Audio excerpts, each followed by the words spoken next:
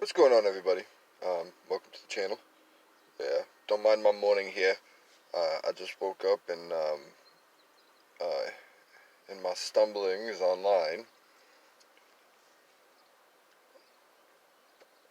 I came across an article that I thought would be pretty good to go over, because this addresses another bad faith argument from a lot of people, and this isn't reserved to just like Republicans or Trump supporters. This kind of shows you the implicit bias from a lot of people. And essentially, what this is the title of the article is Americans Are Mistaken About Who Gets Welfare.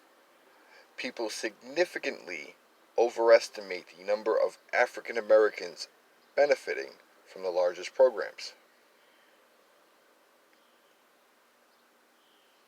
Now, we're just going to get into the one that shows Clinton against Trump. Now, these were questions asked Clinton voters and Trump supporters after the voters rather after the 2016 election. Um, it, if you really think people's ideologies have changed really at all since then, some people's yes. That many people? Oh God, no. Now, okay, so here's a list of different federal government programs. And basically, what it asked was for each one, please tell me whether you think uh, that more of the recipients are white, black, or if the numbers of white and black recipients are about the same, right? So when we're talking about welfare, which would be cash assistance, 42% of Clinton voters actually got it right, and with saying white, compared to 15% of Trump voters. Black for Clinton was 12%. Trump was 41%. See, there's vastly different. But see, here's where a problem comes in. About the same, 34%, and for Trump, 33%. So that means a third believe in this whole idea of equality. Yes. We strive for equality, but that shit don't exist. Even poor white people know this. And see, the reason why I wanted to bring that up first and foremost is because, let's see, here it is. In 2016, the year of these elections, right? 2.7 million people received the welfare, actual cash, right? Out of those 2.7 million, a little bit more than a third were Hispanic, and about 28% white and 29% black. Meaning the only thing here that people actually got right was that people receiving cash benefits is quote unquote equal as far as the amount of people receiving it.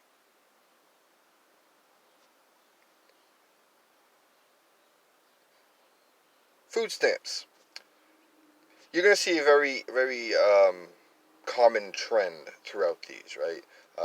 For the most part, you're going to see a lot of Clinton voters understand that white people receive these benefits more, and Trump is going to have it so black people receive these benefits more, and all of them are going to be pretty even as far as what they think as far as equality with these benefits.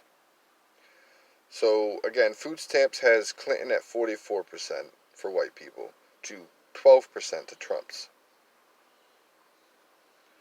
For black people, Clinton has 12% to Trump's 38%. About the same, 35% for Clinton, 39% for Trump. Social Security, 47% Clinton for white, to 32% for Trump for white. I'm going to get back into this one later. Black would be 4% for Clinton, 5% for Trump. About the same would be 39% for Clinton, 50% for Trump. Public housing. Clinton voters, 26% white. Trump voters, 7%. Clinton voters for public housing, and assuming it's black people, 25%. To Trump voters, 55%. About the same for Clinton voters, 34%. About the same for Trump voters, 26%. That's like the only one that's so misconstrued from really any of the other numbers as far as equality, really. Unemployment insurance. White people for Clinton, 41%. For Trump, 24%. Black people for Clinton, 10%. For Trump, 14%. About the same, 33% for Clinton, 41% for Trump. The Head Start programs, free daycare type of stuff. Clinton voters, assuming white people, 29%. To Trump, 9%. Clinton voters, assuming black people, 14%. Trump voters, 35%. About the same, 32% for Clinton, 35% for Trump. But, again, the only one of these benefits that is equal in that sense of the amount of people who receive it is the cash benefits for welfare. That's it. Everything else is literally majorly white. I'm talking 40 to 52% white.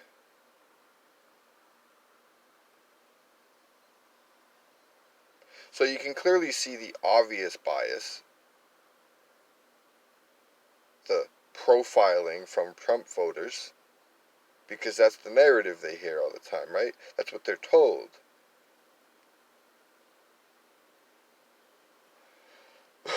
And see, the problem with Clinton voters is, see, there's no really in between. It's either they know it's white people or they assume it's equal. And I would assume that the people who assume it's equal are probably your centrists, your moderate, your liberals. Like, no. White people receive these benefits more.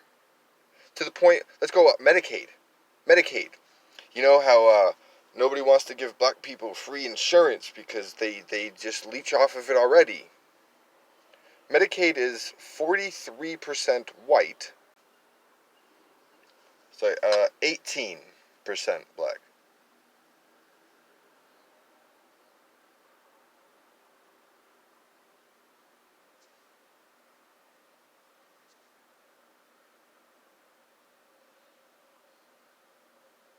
Um, 43 million people received food stamps in that same year, which was 2016. Of that, 36% were white, 25% were black.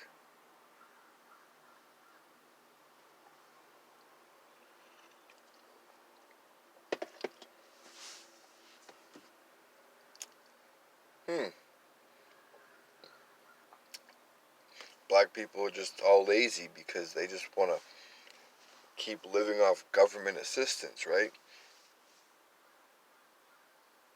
But it's just the black people. It's not the majority of white people who are using these same benefits, right? No? Mm-mm. Mm-mm.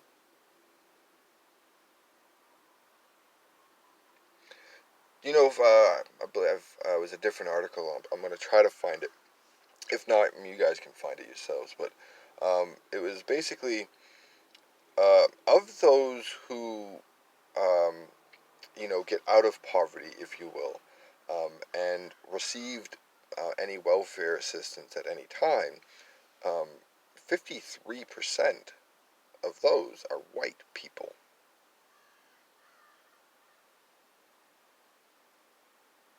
You have a better chance of getting out of poverty on welfare as a white person than you do any other race combined. But it's only black people who are being lazy, right? Looking for that handout.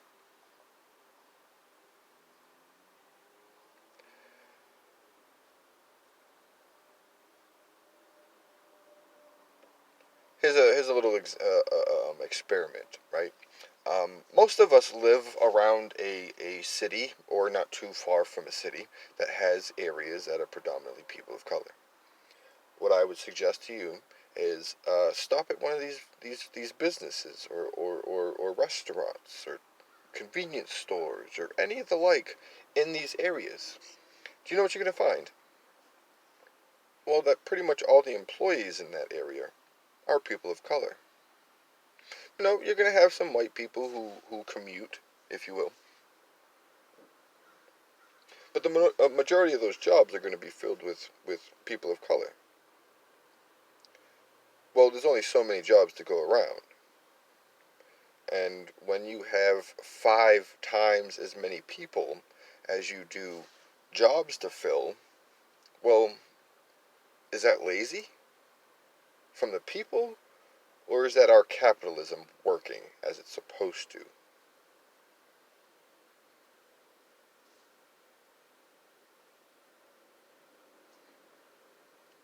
I mean, like, that's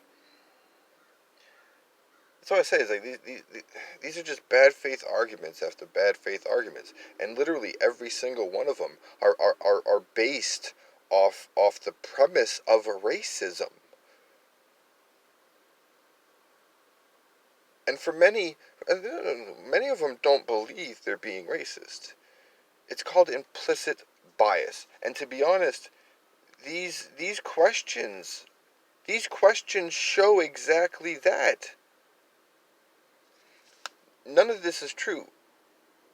Saying Trump voters saying that 41% of welfare recipients are black, when it's 43% white and 18% black.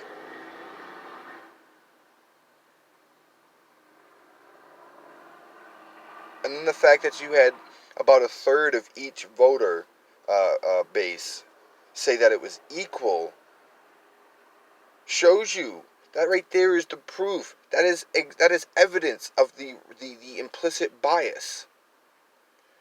The thought of equality because we're force-fed it. Because after the civil rights movement and Jackie Robinson and we sure learned from Rodney King. Hey guys, we are racist free. We're good. Like, come on. And look, don't spare me. Oh, what about these black people who agree with me? Well, what's that supposed to mean? I've said it in other videos. Just because some black people might agree with your point of view, it doesn't diminish, belittle, or ignore the other 50 million people of that population. Just like your ignorant view, if you will, of racism isn't reflective of the entire white population. It's a strange concept, I know, that even black people can share different perspectives from other black people depending on how they were raised in the environment that they came up in. Weird. Actually, it's not. Because if anybody was, I think this is something that's common sense, right? You hear people throw around common sense a lot, but this, I believe, is common sense that anybody with half a brain should be able to understand this just extremely easily. You want to realize how somebody's going to think, right? Just look at how they were brought up.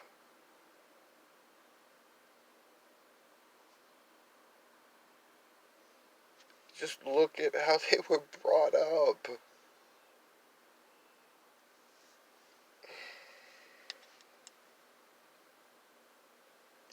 And for anybody into sociology, you understand that's our environment.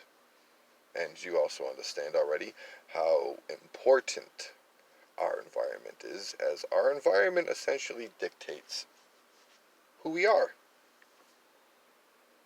As much as everybody screams individuality, and I'm not talking about just going by, trending and all that good stuff and these challenges and stuff. I'm talking about just the simple basics of our environment, the way people act, the way they talk, the way they think, beliefs, whether religious or political, sports affiliations. That's all dictated by what is around us as we're growing up. Now, yes, we can move away from that environment, and the longer we're away from that environment, the less and less we are like that one, and the more we become the environment we are in at that point. To an example, I lived in Mass for the majority of my life. I moved in and out and around quite a bit here or there, but I always ended up back in the city, Worcester, and Worcester's got its own little accent. Boston, everybody, oh, that's a Boston accent. It's like, no, no, no, no, no, no. It's a Mass accent, yes, but Worcester got its own little accent compared to Boston. Just like Western Mass and Springfield and that area, they got their own little twist on the accent than Worcester or which is in Central Mass or Boston. Even Bedford, you go to Bedford, which is going towards the Cape, and they got their own little accent there too. But I've been living in New Hampshire nonstop, for 11 years, give or take now. And while I can still hear the accent within certain words, um, sometimes I'll notice that the accent's subsiding a little bit. Well, why? Now, people around me, if you will, still in a sense talk similarly, but it's not the same. And living out there and growing up in that, I realize it's not the same. So it's essentially subconsciously conforming to what's around us. If you're growing up and you're an impressionable teenager and your parents are real heavy into politics and they're constantly repeating all the shit that Trump says and they're reaffirming all that bullshit nonsensical rhetoric. Well, as a young teen, once you start getting into politics yourself, how do you think you're going to approach it? As an individual? As your own free thinker? No. You're going to draw off of your experiences.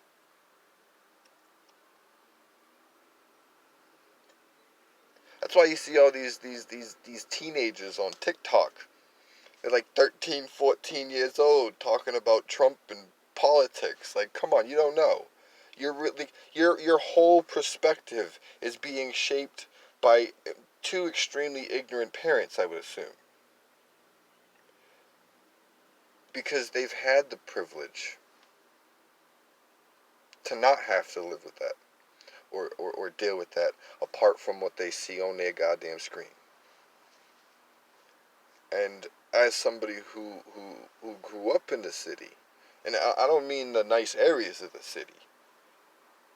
A couple areas weren't bad, but they weren't nice. Most part, they were just shitty. Housing projects, just ghettos. Certain streets I walk down, I'm the only white person walking down. Like, I'm the only white person that street's seen in like a year. I mean, I get it. I understand. I lived it. I seen it.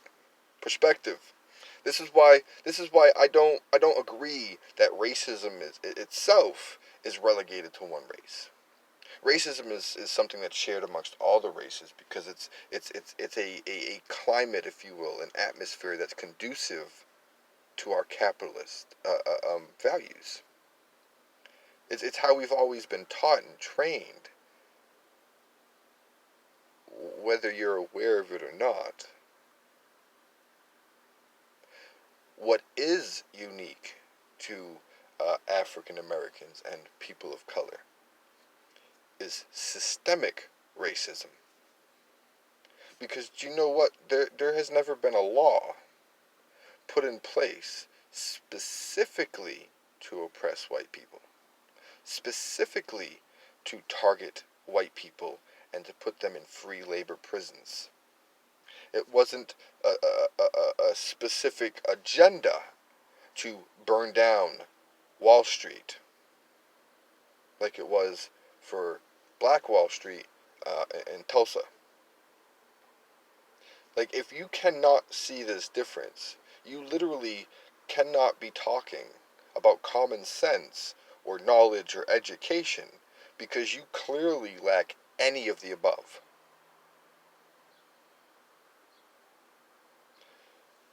Now, this isn't me forming my perspective because mainstream media is brainwashing me.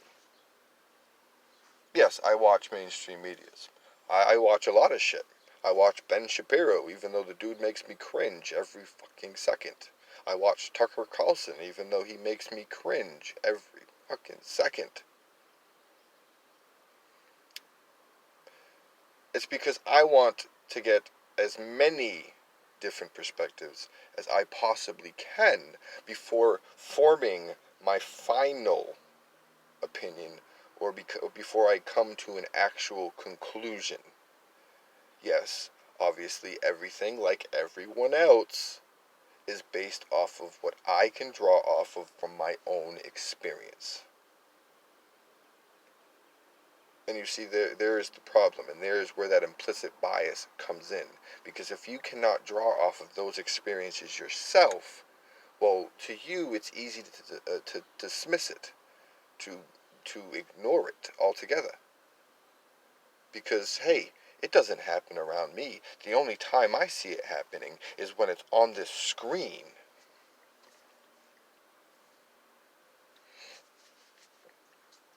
And again, it's not like African Americans aren't absolved of this themselves, right? If they don't see that, right? If they live in a privileged life to that extent of class, right? Here is where it shows you where class comes in.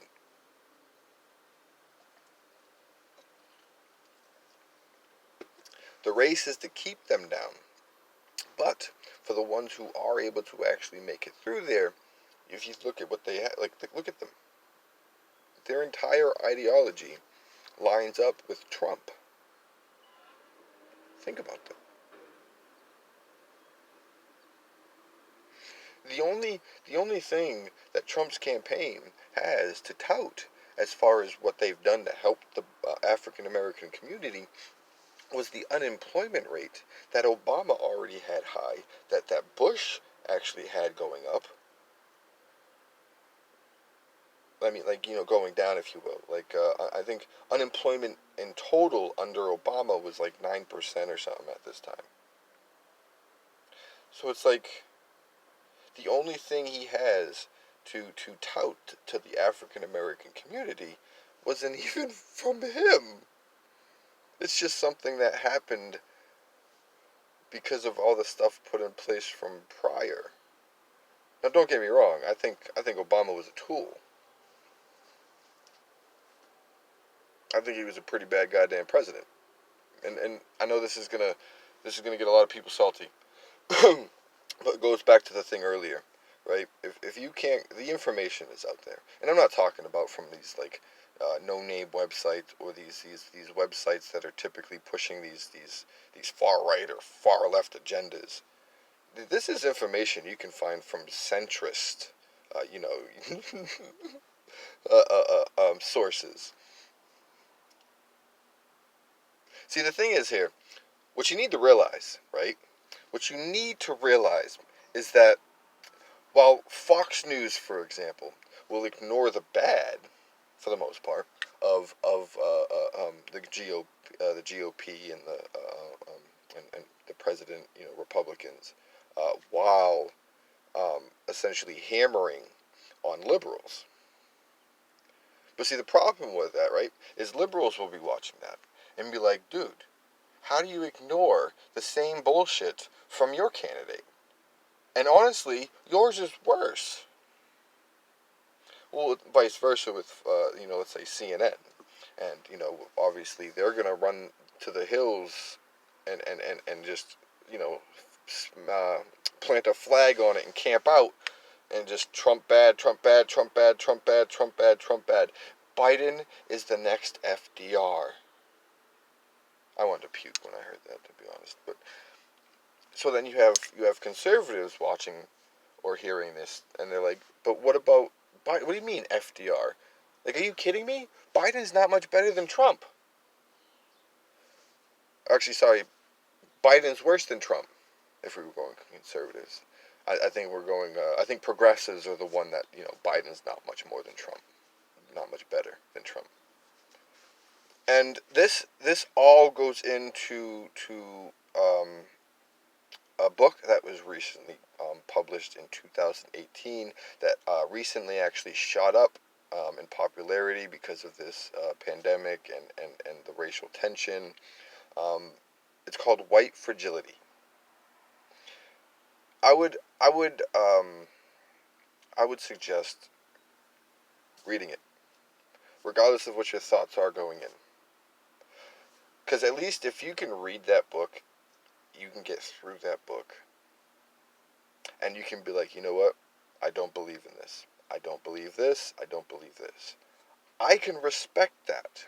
I might not agree with you, right? But see, I can at least respect that because you did your due diligence and you did the reading, the research, the work.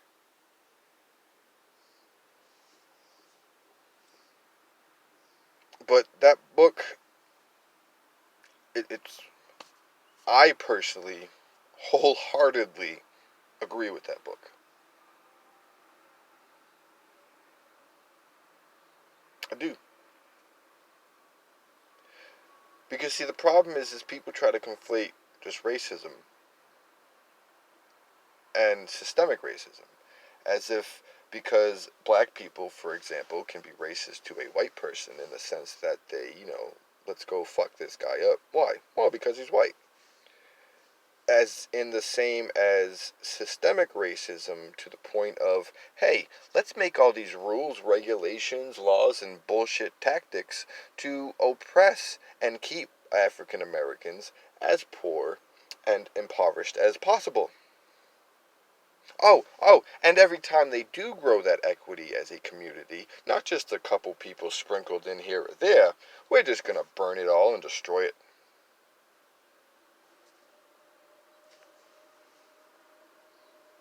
You see the difference? I'm not poor, nor did I get arrested any time that I did in my life, mostly as a juvenile, um, or nor did I get expelled from school subsequently following my arrest as a juvenile. Um, Nor did I not get my GED, nor did I not go to college just because I'm white. Nothing was put in place for me as a white person to fail. To the contrary, everything put in place throughout our history has been for my benefit. Now, whether I directly benefit from it or not doesn't mean that it isn't there for me.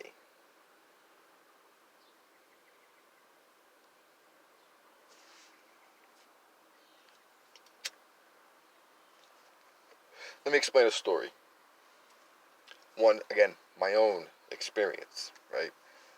One of the many times I got arrested as a juvenile, actually the last time I got arrested as a juvenile, um, So I got arrested the first time. I did a little bit of time in juvie, got probation. Now, mind you, this was 3 felonies and about 6 or 7 charges in total. This is my first arrest, mind you. But think about that. I violated my probation, but he said committed. So the judge committed me. Mind you, again, this was after 17 arrests, um, subsequent from my 3 felony arrest, and then I finally get committed only because it was the recommendation of my father. What was the point of this? Who cares about your blah blah? Who cares about your stories? And no, you're a victim. No, see, the point of this story is what comes next. There was a 15-year-old black kid there. This was literally the first time he's ever been fucking arrested. Do you know why he was there? He stole 2 packs of fucking gum from a fucking Cumbies. Why am I getting irritated? Because the judge committed him to DYS. Remember, it took 17 arrests after 3 felonies and my dad's recommendation for me to get committed. It took this kid 2 packs of fucking gum. Doesn't stop there. The mom was in the courtroom. Oh, she's getting hysterical. Wouldn't you? How does it make sense to send your kid to prison as a juvenile over 2 packs of gum and no priors? I think he was pretty good in school, I don't remember. Again, because the way the holding cell and where it was, you could hear everything in the courtroom. Like, I wasn't sitting there watching this. I was in the courtroom and you can overhear it.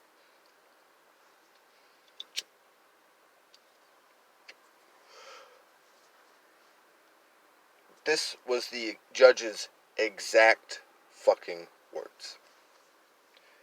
Looks at the bailiff, looks at the kid, looks at the mom.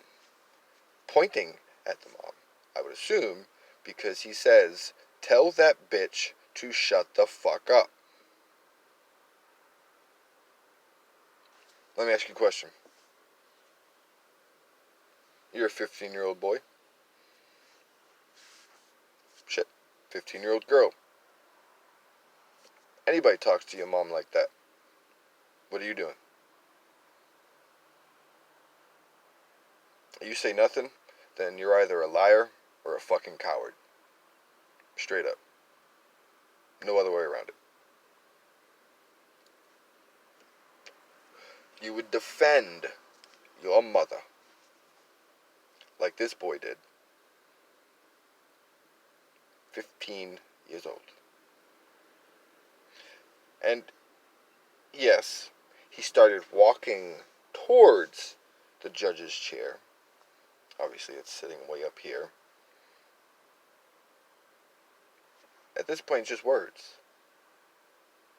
Just to keep it as PG as possible, N-word, you whack. Now, again, anybody who's been arrested or maybe seen some documentaries, you understand that this kid was handcuffed and shackled.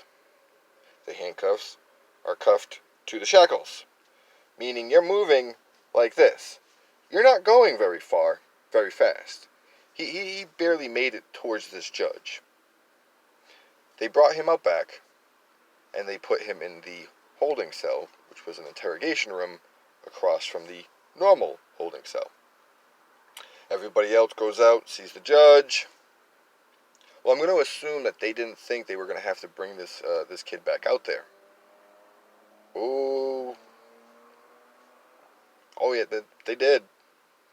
And there was no shutting his mother up. Oh, God, no. The judge had to leave the room.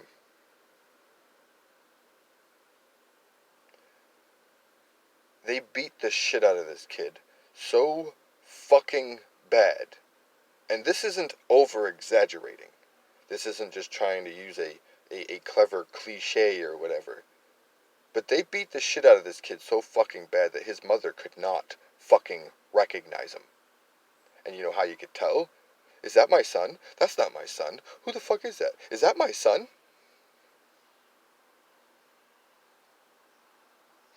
Do you see the difference? You see how even in indirect ways, as a white person, I'm granted the benefit of the doubt, if you will. But as a black man, you steal 2 packs of gum, and that is your only crime you've committed your entire life. And not only do you become a prisoner, but you get humiliated and just put in a place that's going to make you feel like you're less of a fucking human. Now, if that wasn't because he was black, what would you explain it with? Nothing else explains that. That was racially motivated. Period. Look, I've been harassed and assaulted and beaten by police. I'm poor. I've gotten screwed over from my schools. But I understand that none of this has happened to me because I was born as a white man. The way I've come to see it through my life is being a poor white person in this country is just a product of the system. We are collateral damage, if you will, designed by the system that's been designed specifically to oppress African American and people of color. Also a product of capitalism, which in a sense goes hand in hand with a lot of those policies and practices and ideologies. Which is why everybody can get into the whole, oh, they're just lazy, they don't work. That's why they collect all these government programs and welfares and yeah. But if you actually looked into it and seen the numbers, you'd realize that white people rely on those programs much more. Much more.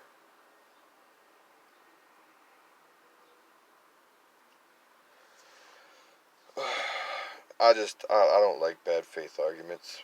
I don't understand the point of them. I mean, I guess from that perspective, it's because it helps their narrative. But you know, I guess I mean, honestly, at the same time, I think I could deal with it or handle it if people passed it off as pure opinion, pure feeling. But the fact that people try to pass it off as fact, as common sense, that's what irritates me. Because if you actually knew, and see, the thing is I don't need a college degree to know what I know. I can draw it all from my own fucking memory. My own lived experiences. And see, that's the thing is I understand that's where everybody gets their shit from. So when you're talking to somebody who says racism isn't real, it's because they're drawing from their own experiences. Yes, they go a little overboard with the shit that reaffirms that nonsense. But it's just to the same point of their environment and what they allow in their bubble. But that's the problem with that is why I don't entirely um, defend that, if you will, in that sense, is because in this day and age, and for decades now, you know, it's the age of information, right? Like, if there's something you want to find out, it's on the internet. Now, see, the problem is a lot of people seem to lose themselves between uh, logical truth and fallacy, and mostly based on how they personally feel.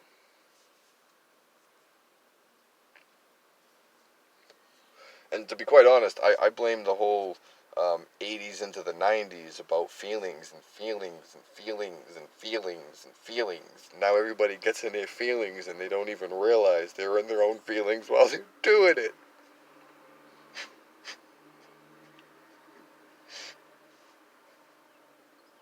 Right, like I seen a video on TikTok the other day, and it was this old guy, but he was basically like, so take your participation trophies and go home, talking about the monuments. Like, do you not see the oxymoron there? The Confederate statues are participation trophies. Yes, the reasons they were put up were racially motivated, but they are literally, at its core, the participation trophies that you cry about.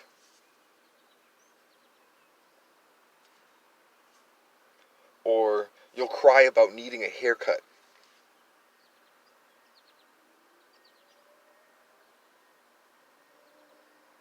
You'll cry about having to wear a mask.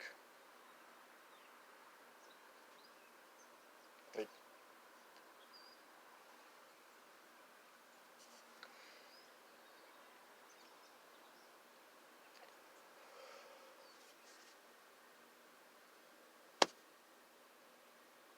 look, see, I understand what people's environments are going to do to their